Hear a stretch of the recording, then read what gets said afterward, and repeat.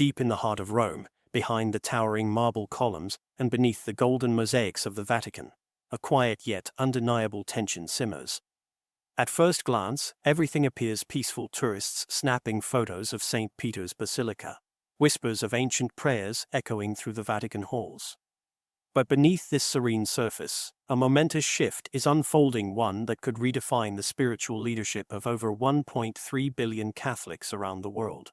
Pope Francis, widely seen as a reformer and the most transformative pope in recent memory, his legacy is one of bold gestures and daring reforms, marked by compassion, controversy, and a vision to open doors the Church had long left shut. And now, as his chapter draws to a close, eyes turn toward the ancient and secretive process that will determine his successor. The question hangs heavily in the air. Who will be the next to bear the weight of the fisherman's ring? The answer lies within the College of Cardinals, a body of senior clergy, sometimes referred to as the princes of the Church. These men, chosen from across the globe, will soon gather in the sacred enclave of the Sistine Chapel. But this is no simple vote. This is a moment of spiritual reckoning, a silent clash of ideologies, a tension between progress and preservation.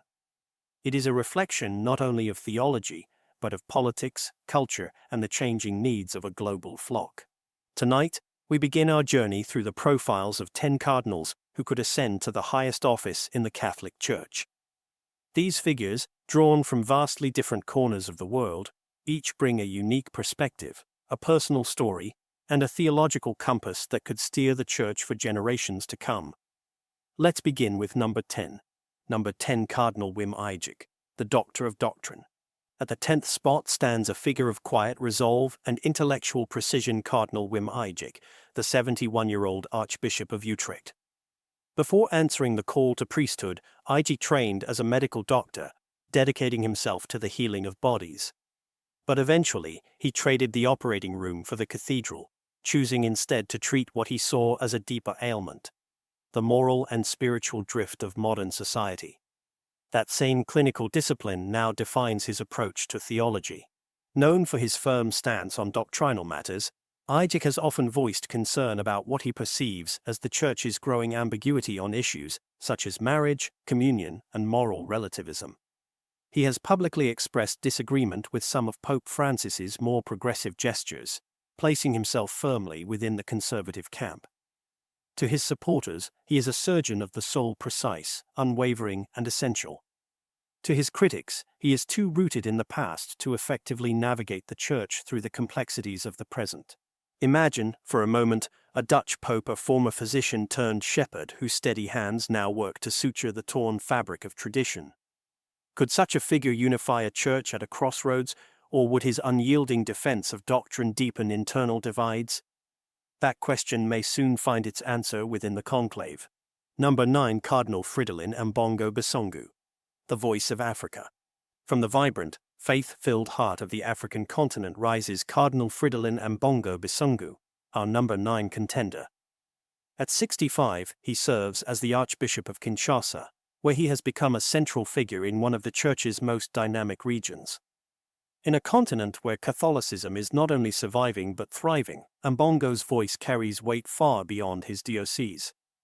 Known for his commanding presence and passionate defense of traditional values, many refer to him as the Lion of Africa. When debates began to swirl around the Church's stance on blessing same-sex unions, Ambongo did not hesitate to draw a line. While affirming the dignity of all people, he strongly reaffirmed traditional Church teachings, stating they could not be compromised to accommodate modern cultural shifts.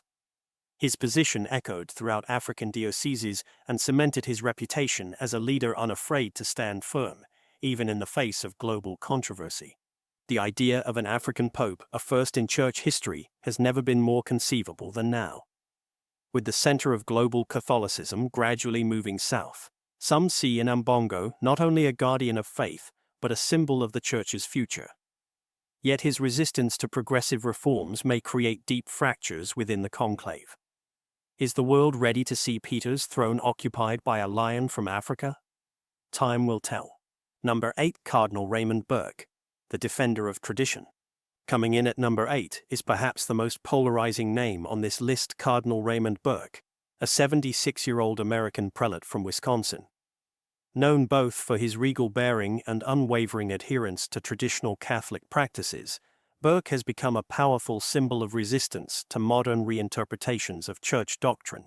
Over the years, he has emerged as a vocal critic of many of Pope Francis's initiatives. From defending the Latin Mass to questioning the theological basis for some pastoral reforms, Burke has not shied away from public disagreement. To his admirers, he is a brave defender of timeless truths, a spiritual warrior in scarlet robes. To his detractors, he represents a rigid past the Church is struggling to move beyond. The image of an American pope is something the Church has never known. Should Burke rise, it would mark a dramatic shift not just in nationality, but in tone and direction. Yet many believe that his unapologetic vision of Catholic identity could resonate with cardinals weary of ambiguity and looking for clarity. Could this traditionalist emerge from the shadows to lead the flock? Number 7. Cardinal Peter Erdo, the silent strategist. At number 7 stands Cardinal Peter Erdo, the 72-year-old Archbishop of Esztergom, Budapest. Reserved and deeply scholarly, Erdo has kept a low profile on the global stage, but his influence in European theological circles is considerable. Trained in both civil and canon law, he represents a brand of Catholic leadership that emphasizes order, tradition, and intellectual clarity. Erdo has generally avoided the limelight, but when he has spoken, it has often been to defend core church teachings on marriage, migration, and doctrine. He has voiced concern that the Church's current trajectory may be sacrificing clarity for compassion, preferring a model of the Church as a fortified stronghold rather than a field hospital. This posture, though quietly held, may resonate with many cardinals seeking stability in a time of turbulence. A Hungarian pope might seem unlikely, but Erdo's methodical mind and ability to unify conservative elements could surprise observers. Sometimes, it's not the loudest voice that carries the vote, but the most consistent one. Will the conclave rally behind this strategic thinker, or will he remain an unrecognized pillar in the background? Number 6. Cardinal Mario Grech, the visionary reformer. We now arrive at number 6, where we find a figure at the very center of the Vatican's evolving vision, Cardinal Mario Grech. At 67 years old, this Maltese prelate may hail from one of the smallest countries in Europe, but his influence within the Church is anything but small. Grech currently serves as the Secretary General of the Synod of Bishops, placing him at the helm of one of Pope Francis's most ambitious undertakings, the Global Synod on Synodality. This initiative, which encourages bishops, clergy, and laypeople alike to engage in open dialogue, listening, and discernment, seeks to reshape how the Church understands governance and participation. It is a bold effort, one that aims to make the Church more responsive, more inclusive, and more deeply connected to the concerns of its people. Cardinal Grech has become the architect of this vision, guiding its development with a calm demeanor and a deep trust in the guidance of the Holy Spirit. Supporters see in him a bridge builder, someone capable of connecting voices across continents, cultures, and ideologies. He envisions a church that listens more than it lectures, one that seeks to accompany rather than command. But with that vision comes tension. His progressive leanings have drawn skepticism from more traditional quarters of the Church. Some question whether this path risks diluting doctrinal clarity in the name of inclusivity. Imagine then, a pope from Malta, a small island nation, suddenly at the helm of the largest religious body on earth. Could Grech's soft-spoken leadership steer the Church through these uncharted waters of reform? Or would his ideas prove too divisive, risking further fragmentation among the faithful? That is the question facing the College of Cardinals, who must decide whether the dream of a more synodal Church will live on in its next leader. Number 5. Cardinal Matteo Zuppi, the diplomat of mercy. At the midpoint of our list, we meet a man whose name has become synonymous with peace, compassion, and bridge-building, Cardinal Matteo Zuppi, the 69-year-old Archbishop of Bologna. Known affectionately in church circles as the Peacemaker, Zuppi's resume reads more like that of a seasoned diplomat than a traditional cleric. He has played a crucial role in brokering ceasefires in war-torn nations and has long championed Pope Francis's vision of mercy, humility, and encounter. Zuppi represents a continuation of the current papacy's priorities: care for the poor, outreach to the marginalized, and a church that reflects the tenderness of Christ in a fractured world. His leadership style is pastoral, gentle, and inclusive. He listens before he speaks. He embraces before he judges. To many, he embodies what a modern pope could, and perhaps should look like: accessible, compassionate, and deeply committed to peace. Imagine this: Cardinal Zuppi stepping onto the balcony of St. Peter's Basilica, extending a message of hope and unity to a divided world. His presence would be a comforting balm to many, a sign that the Church intends to double down on its mission of healing. But others might see his soft approach as lacking the strength needed to confront the world's more aggressive ideological challenges. Can kindness alone withstand the pressures of global leadership? Could Zuppi's diplomacy translate into decisive action when the Church needs a firm hand? The conclave must decide. Does the Church need another pastor-in-chief, or is the moment calling for a more forceful captain to steer the bark of Peter through stormier seas? Number 4. Cardinal Robert Serra, the defender of the sacred. At number 4, we encounter a figure whose story is as powerful as his convictions: Cardinal Robert Serra, the 78-year-old Guinean prelate known for his deep spirituality, intellectual rigor, and unwavering defense of the Church's ancient traditions. Born in a remote village in West Africa, without electricity or modern conveniences, Serra's journey to the Vatican is nothing short of extraordinary.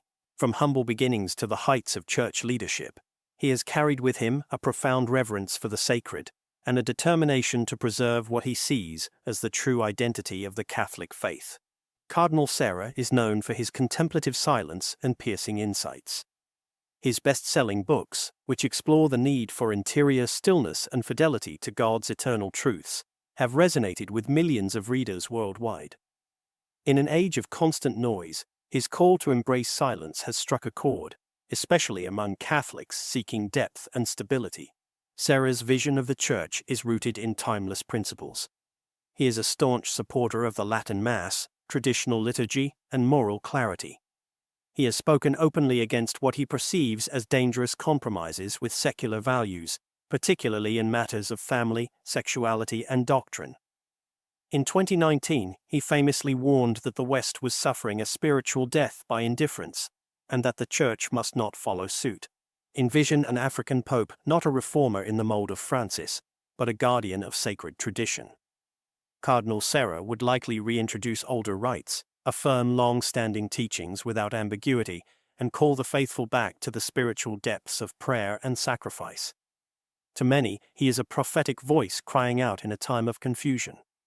To others, his vision seems at odds with the pastoral flexibility that the Church has embraced in recent years. The question before the cardinals is clear.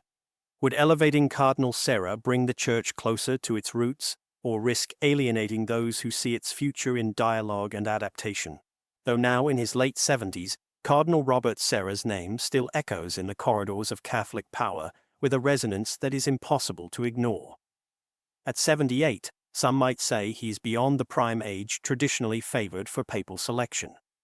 His health, while stable, is not without concerns, and his age alone places him at a logistical disadvantage in a role demanding global travel, constant appearances, and unrelenting decisions.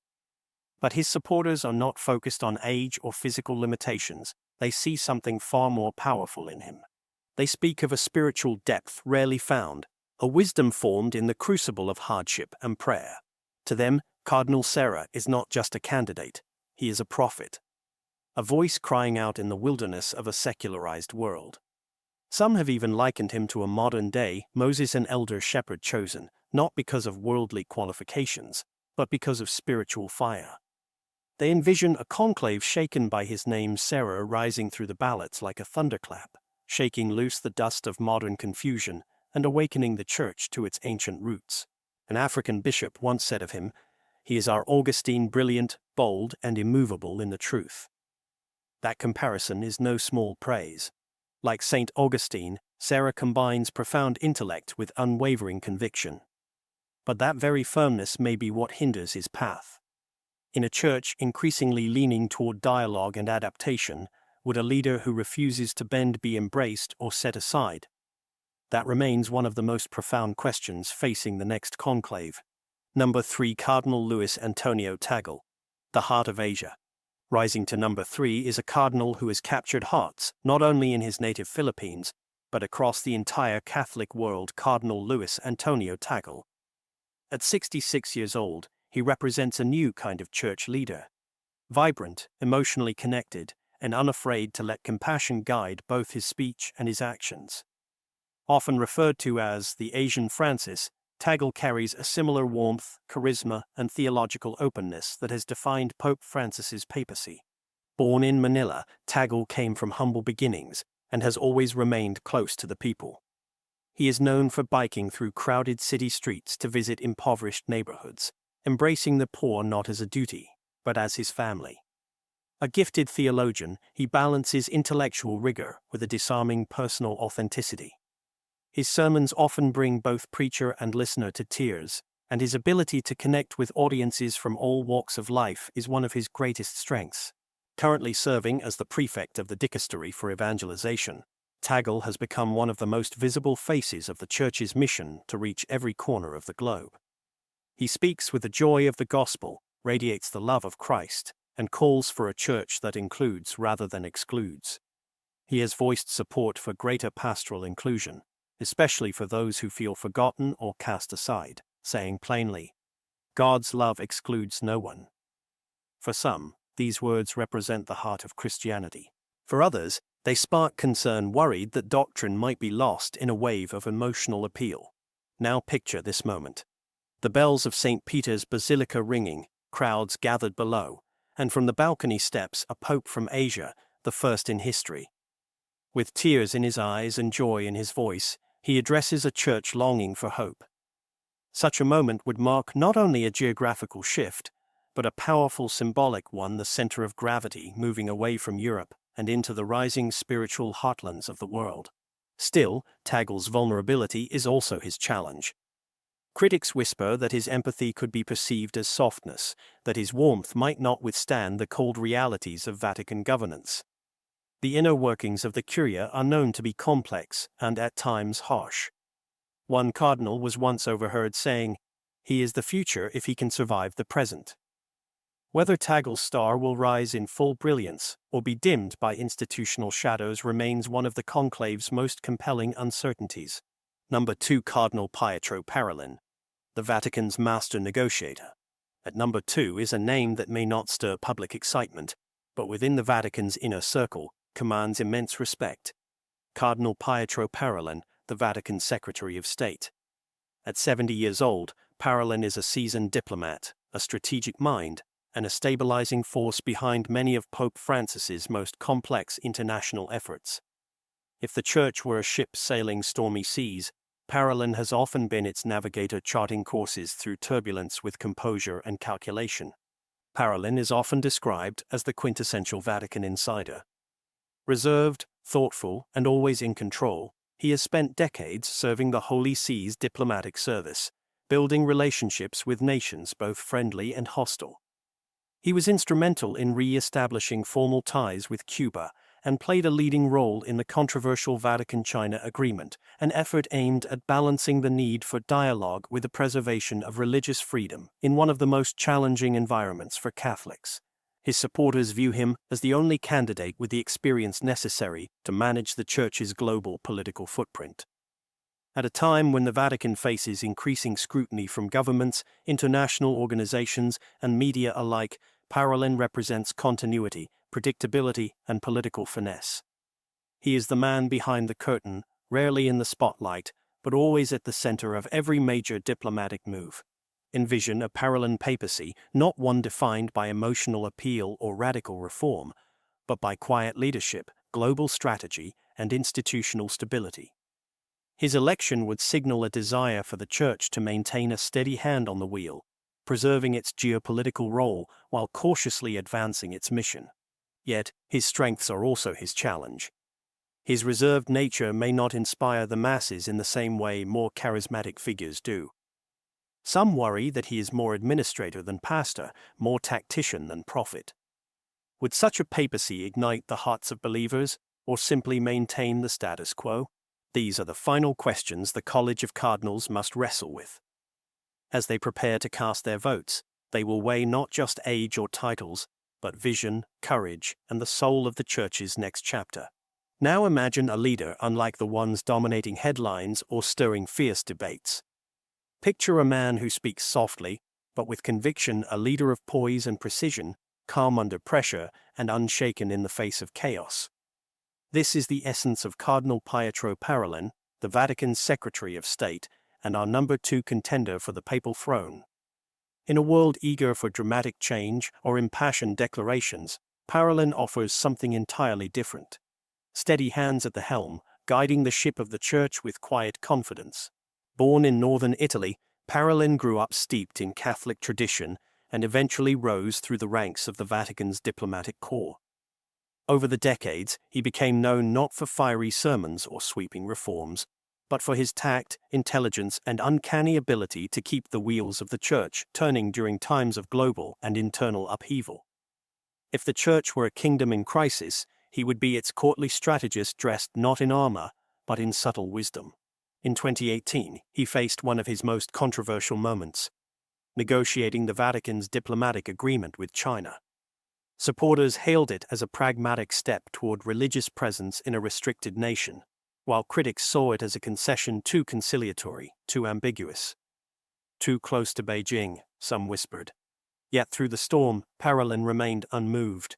He defended the move as a long-term vision, a strategic alignment with potential to protect Catholics where open worship has been suppressed. Now, his name floats gently within the corridors of the conclave, not shouted from rooftops but spoken in hushed tones. He is, according to one Vatican official, the compromise everyone can live with. Neither too progressive to alienate the traditionalists, nor too conservative to stall forward momentum, Parolin walks a narrow path, balancing reform with tradition like a tightrope artist above the ancient walls of Rome. But will that be enough?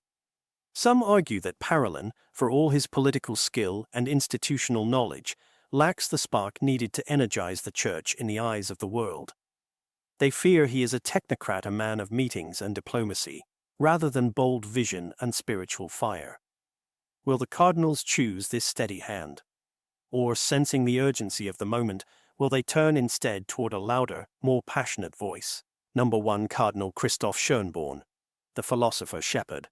At the summit of our list, we find a towering figure in every sense, Cardinal Christoph Schönborn, the 80-year-old Archbishop of Vienna. His name may not light up headlines with controversy or charisma, but within theological and ecclesiastical circles, he commands immense respect. If the next pope is to be a scholar with a pastor's heart, a thinker who embodies both mercy and doctrine, Schönborn may well be the one to watch. Born into an aristocratic Austrian family, Schönborn could have chosen a life of status and comfort. Instead, he pursued a life of study, contemplation, and service. He became a Dominican friar, a priest, and ultimately one of the Church's most respected theologians. His academic credentials are unmatched. He was a key figure in compiling the Catechism of the Catholic Church, the definitive guide to church doctrine published under Pope John Paul II. He studied under Joseph Ratzinger, the future Pope Benedict XVI, and became one of his most trusted intellectual heirs. Yet, what makes Schönborn so compelling is not just his mind, it is his soul. Throughout his ministry, he has sought not just to define truth, but to live it. He has spoken boldly about the need for the Church to welcome those who feel alienated, including individuals in complex marital situations and members of marginalized communities. At the same time, he has held fast to the Church's core teachings, never compromising on its deepest beliefs. This balance has made him one of the few figures admired by both the reformist camp of Pope Francis and the traditionalists loyal to Pope Benedict XVI. He is a bridge spanning decades of theological evolution, cultural shifts, and ecclesial divisions. In a church frequently torn between the demands of modern culture and the truths of sacred tradition, Schönborn represents something rare: harmony. Imagine a pope who speaks with the depth of a philosopher, yet touches hearts with the gentleness of a parish priest. A leader who navigates scandals not with slogans, but with wisdom. A pastor for the weary, a scholar for the searching. And yet, Schönborn is 80 years old, an age where most cardinals are preparing for quiet retirement, not the heaviest burden in Christendom. His health is not without challenges.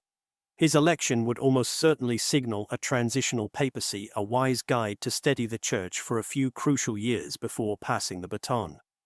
But what a few years they could be. In this time of global anxiety, cultural fragmentation, and spiritual hunger, a pope like Christoph Schönborn might be precisely the voice needed. Not radical, not reactionary, but resolute. Imagine the scene. The Sistine Chapel's white smoke curling into the Roman sky. The name announced. The doors open. And onto the balcony steps a man not seeking power, but peace. With a thoughtful gaze and gentle smile, he blesses the crowd below, not with booming rhetoric, but with quiet strength.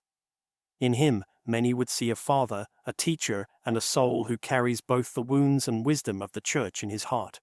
Will the conclave place its trust in this theologian king, this bridge between past and present? Or will it seek someone younger, more energetic, more disruptive? The decision awaits.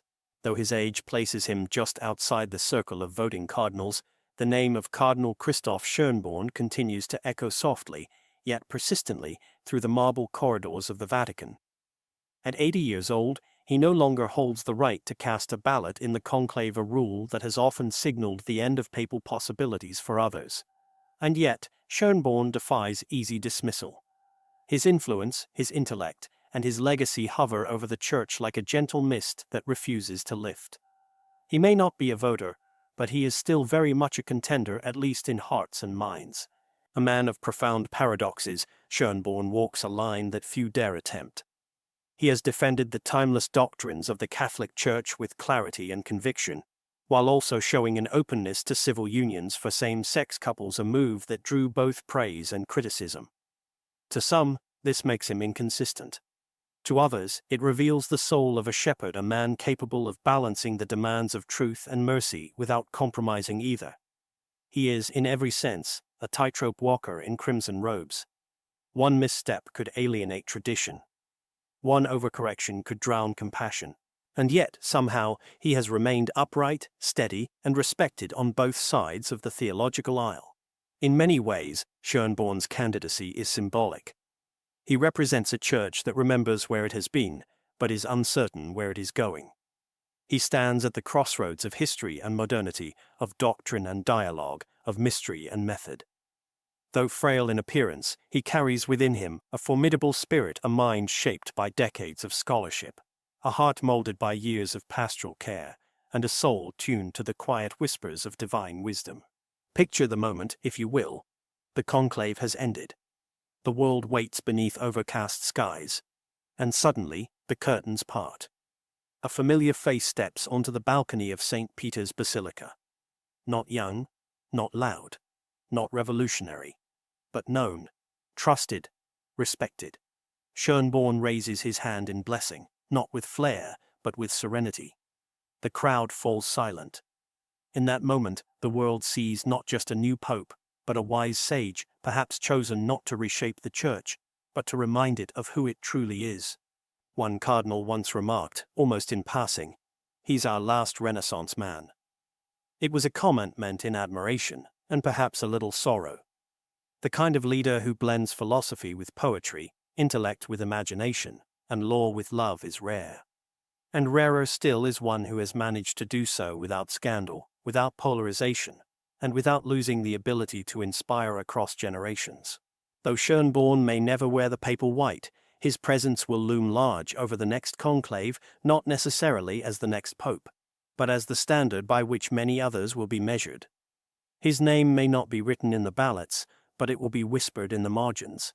And in a world desperate for wisdom that doesn't shout and authority that doesn't dominate, that whisper may carry farther than we think. As the names fade into silence, and the top contenders are whispered behind closed doors, the world turns its gaze toward the moment that lies ahead, a moment steeped in tradition, cloaked in secrecy, and heavy with the weight of 2,000 years of faith. The conclave. For outsiders, it may appear as a gathering of elderly men in red robes behind gilded doors. But for those who know the depth of its meaning, it is something far more profound. It is not just a vote. It is a reckoning, a spiritual turning point, a sacred pause in history where the heart of the Catholic Church beats in the hushed prayers of cardinals and the uncertain anticipation of the faithful. 120 cardinal electors, if all eligible, will enter the Sistine Chapel. Some will arrive with clear convictions. Others will be torn between loyalty, caution, and the whisper of the Holy Spirit. Before them looms a task that defies logic and political strategy. They are not choosing a CEO, nor appointing a diplomat.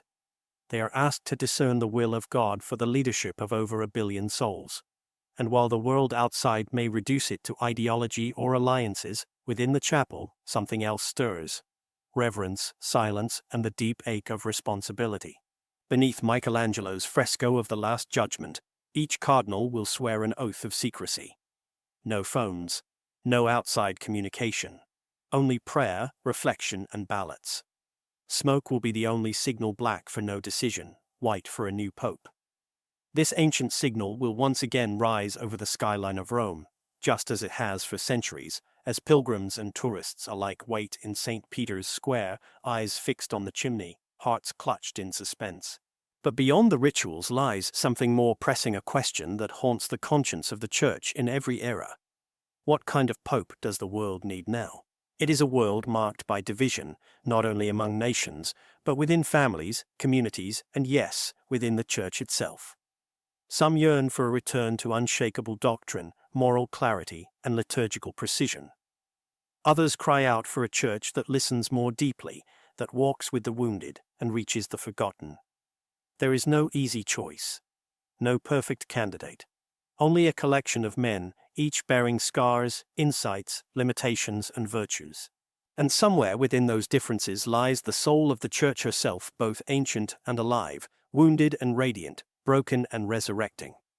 A church that has endured emperors, schisms, revolutions, scandals, and reformations. A church that has witnessed saints and sinners occupy the same pews. A church that has buried popes and birthed saints.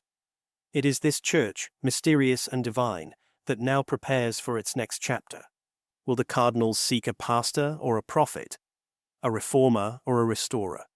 Will they choose a leader of gestures or a teacher of doctrine? Perhaps the better question is, will they listen? Because at the heart of the conclave is a call to silence, not political silence, but spiritual stillness. In that stillness, the noise of ambition is replaced by the whisper of wisdom. Some say the conclave is a political event, masked in incense and liturgy. Others say it is a miracle, a room filled with human frailty, somehow giving rise to divine guidance. The truth may lie somewhere in between. It is politics touched by grace. It is deliberation wrapped in prayer. It is, above all, trust. The next pope, whoever he may be, will inherit a church standing at the crossroads of old and new. He will be watched by a world quicker to criticize than to understand. Every word he utters will be dissected. Every move judged. He will face divisions within the Church itself between those who seek change and those who defend tradition with fervor. He will be expected to address abuse with accountability, migration with mercy, secularism with strength, and youth with relevance. And yet, beyond the cameras and commentaries, his mission remains the same as Peter's: feed my sheep. Not entertain them, not appease them, but guide, nourish, and protect. It is a lonely task. Few understand its cost. Even fewer are prepared to carry its weight. And so, as the world speculates, as analysts debate and headlines churn, the real work will begin in the silence of hearts. In prayers whispered across continents. In rosaries clutched by the elderly in hidden corners of the world. In tears shed by mothers, priests, widows, and prisoners. It is in those silent cries that the Holy Spirit moves. Because the Church is not built by strategy. It is built on the confession Peter once made in trembling faith. You are the Christ, the Son of the living God. That is the foundation. That is the rock. And soon, one man will be chosen to sit upon that rock, not as a king in glory, but as a servant in white. Not to rule with might, but to lead with love. Not to be worshipped, but to point toward the one who alone deserves worship. So as the bells ring across Rome and cardinals begin to gather, may we too enter into prayer. not for power, but for peace, not for victory, but for wisdom. May the next Pope be not the one we expect, but the one we need. May he have the courage of Peter, the compassion of Francis, the wisdom of Benedict, and the humility of Christ. The world waits. The Church breathes. The Spirit moves. And from within the sacred silence, a name will rise. To speak of a new Pope is to speak of more than just a leader. It is to consider the soul of a people and the voice of a global faith in search of direction. The next Pope will not only step into the shoes of the fisherman, he will walk into history carrying the hopes, fears, and prayers of more than 1 billion souls across every continent, culture, and language. This is no ordinary transition of power. This is a sacred succession. And the man chosen must not merely be capable, he must be called. The weight of the papacy is not measured in gold or grandeur.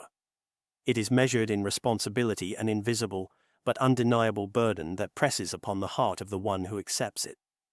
To stand on the balcony of St. Peter's Basilica, to face the world with the words, Habemus Papam, is to inherit not only the Church's past, but its fragile and unfolding future. So who will he be? He could be young, chosen to offer the Church vitality, presence, and longevity. A shepherd who brings energy to global outreach, courage to complex reforms, and a renewed connection to younger generations hungering for faith that feels alive. A young pope might reframe evangelization not as argument, but as relationship, less about rules and more about the person of Christ. Or he could be older, an elder statesman of the faith, selected for wisdom, stability, and bridge building in uncertain times. In such a man, the Church may find a calming voice, someone who can ease the transition between generations, protect doctrinal clarity, and guide the Church like a seasoned pilot through turbulent skies. In him, tradition may be preserved not as resistance to progress, but as a sacred memory holding the foundation firm while the world shifts around it. He could come from Europe, where Catholic roots run deep, where the art, music, and literature of the Church have flourished for centuries. A European pope may bring philosophical depth and institutional familiarity. Or perhaps he will rise from the global south, from Africa, Latin America, or Asia, regions where the Church is not declining, but exploding with vitality. A pope from these areas would be more than symbolic. He would represent the demographic heartbeat of today's Catholic world. He could be a theologian, like Benedict Romans 16, drawn from the academy, a man of letters, fluent in doctrine, deeply contemplative. Or he could be pastoral, like John Roman 23 of Francis, chosen for his embrace of the marginalized, his love for the people, his willingness to accompany rather than direct. But above all, he must be a man of deep prayer. Because no strategies, no diplomacy, no charisma can replace what the office truly requires: communion with God. The Church doesn't need a celebrity. It doesn't need a bureaucrat. It needs a man who first and foremost knows how to kneel. In today's fractured world, the next pope must also be a unifier. Not a compromise candidate, but a reconciler of tensions. He must carry both clarity and compassion. He must speak truth without cruelty and show mercy without confusion. He will have to navigate the wounds of clerical abuse with unwavering justice. He will need to speak to the anxious hearts of faithful Catholics who feel adrift. He will need to reach out to the youth, many of whom have inherited a digital world, but lost spiritual grounding. He will be tasked with reintroducing Christ in a world that has forgotten how to look for him. That task won't come easily. Today, the Church faces pressures from both within and without. Internally, tensions persist between factions who fear change and those who see it as salvation. Externally, the Church contends with secularism, suspicion, media scrutiny, and cultures that often misunderstand her mission. The next pope will walk through a minefield of expectations, some noble, others impossible. And yet, he must not lose his center. He must be the successor of Peter, the apostle who walked on water, only to sink when his eyes turned from Christ. The next pope will need to do the same, to walk faithfully amid storms, with eyes fixed not on applause or approval, but on the face of Jesus. There is also the matter of how he will lead. Every pope brings a style that is uniquely his own. John Paul II reached the masses through charisma and travel. Benedict led through clarity and quiet dignity. Francis brought the church into the streets, favoring simplicity and proximity to the poor. The next pope will bring something new. He must. The times demand it. Whether through communication, administration, or spiritual renewal, he will be called to speak into the particular wounds of our age. And though the decision rests in the hands of the cardinal electors, guided by prayer and tradition, one cannot forget that the Spirit of God is not bound by age, politics, or geography. History has shown again and again that the one chosen is rarely the one predicted. Consider the surprise of Karol Wojtyla, an unknown cardinal from Poland who became St. John Paul Roman II. Or the humility of Joseph Ratzinger, who longed for a quiet retirement, but instead became Pope Benedict Roman XVI. Or the unexpected elevation of Jorge Mario Bergoglio, who took the name Francis and redefined the papacy's image for a new generation. So perhaps the next pope is already quietly preparing somewhere in a modest chapel, or walking among the poor in a forgotten town, or finishing his morning prayers without the faintest idea that he may soon be called to lead the world's oldest institution. But whether his reign is brief or long, whether history remembers him as bold or careful, his task will be the same: to remind the Church of who she is, to point beyond himself, to echo the words of Christ, not just in doctrine, but in life. In the end, the greatest popes have always been the ones who knew they were servants. Servants of the gospel. Servants of unity. Servants of souls. The white smoke will rise. The bells will toll. The name will be announced. And a new journey will begin. Soon, the doors of the Sistine Chapel will close. Outside, the world will wait beneath the carved saints and sweeping arches of St. Peter's Square, beneath the wide Roman sky. Journalists will speculate. Pilgrims will pray. Some will whisper names. Others will simply hope. Inside, the cardinals will pray in silence, casting their ballots with trembling hands, aware that they are not just choosing a leader, but participating in a mystery far greater than themselves. And in that moment, when the world seems to hold its breath, the ancient rhythm of the church continues. Black smoke will rise again and again, signaling indecision. But then suddenly, when the time is right, white smoke will emerge, curling into the heavens like a quiet declaration. A choice has been made. A new pope has been chosen. The bells will ring. The people will gather. And as the crowd swells in St. Peter's Square, all eyes will turn to the balcony. Curtains drawn. Silence. The doors will open. And then he will step forward, not as a politician, not as a performer, but as a servant. A man robed in white, bearing the weight of centuries and the prayers of millions. A man whose life will never again be his own. He will speak his first words, perhaps with joy, perhaps with awe, perhaps with tears, but always with the knowledge that he now walks in the footsteps of Peter, the fisherman who failed and was forgiven, the shepherd who once trembled and then stood. And wherever he is from, be it Rome or Rio, Manila or Kinshasa, Buenos Aires or Budapest, his voice will become the voice of the universal church. For some, he will represent promise. For others, concern. But for all, he will represent continuity. The church, once again, reaching into its deep well of tradition, calling forth a successor to lead not with might, but with mercy. And his first act will not be to speak, but to bless. Because that is what the world needs most. Blessing. A blessing for the broken. A blessing for the weary. A blessing for the divided, the skeptical, the hopeful, and the searching. A reminder that in an age of noise and chaos, there remains something eternal, something unshaken faith. From that moment forward, the burdens will multiply. The new pope will face storms internal and external. He will be judged harshly and often misunderstood. He will feel the sting of criticism and the weight of impossible expectations.